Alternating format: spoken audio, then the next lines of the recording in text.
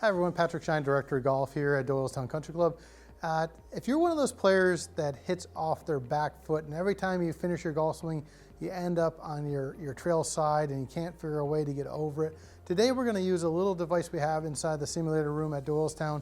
It's a little bit of a pressure board / balance board, and I'll show you how it works. So this board has a nice little bevel spine in the middle of it. So it allows me to kind of rock back and forth, and it really is helpful to identify exactly where your weight is as a player. And if you can kind of get this motion going with kind of a medicine ball, this one's on the heavier side. This is 8 pounds. You could do something as light as 2 to 4 pounds to kind of get the same idea. But I'm going to stand on this board. You can see how it rocks back and forth. Now, what we want to do is kind of use this medicine ball, and right now the board is planed to the down, so the weight is on my lead quad and my lead foot. What I want to do is, again, working on my chest and back rotation, I turn into my right side, and as I do that, the board is now down, the pressure's in my back right heel, and a lot of players will just kind of open their chest from here and the board will stay planed up. That can lead to fats and thin shots and kind of picking the golf ball. And why that's important, when we hang back, we add loft, especially to our iron strike, so we can turn a 7-iron into a 9-iron loft. That also makes our attack angle come in too shallow. And why that's important is because if we have a shallow attack angle with an iron, it reduces the amount of spin rate. And if we reduce the spin rate to a certain extent, the ball's not going to stay in the air as long. So by striking down it, we'll take the loft of the club and turn it down.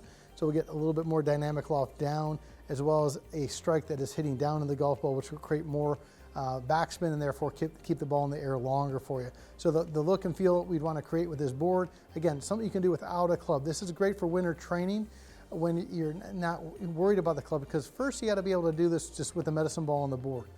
I can't expect you to do it with a club in your hand if you can't do it with the ball. So here's what it looks like, just doing some repetitions back and forth. Again, I'm swinging my chest and back into my back right heel, weight's back here. And what I want you to notice is as the arms fall, my pelvis is going to reshift and the weight's going into my front foot. You'll see the board going down, and from there I'm pushing down and then posting up. And that's going to help a player get their weight moving into their lead side. And again, when you think about if you're not a divot taker, if you're a picker of the golf ball, it's because your sternum traditionally is probably behind the golf ball at the strike and causing the up hit. If you think about moving some divot, and a good divot in front of the golf ball, arms would fall, the weight shifts in, the board goes down, and then I post and rotate into my lead side. So if you can get that balance to be, the board to be back down before the strike, that's what we're looking for. Again, one more time, turn into the right side, it's in my back right heel.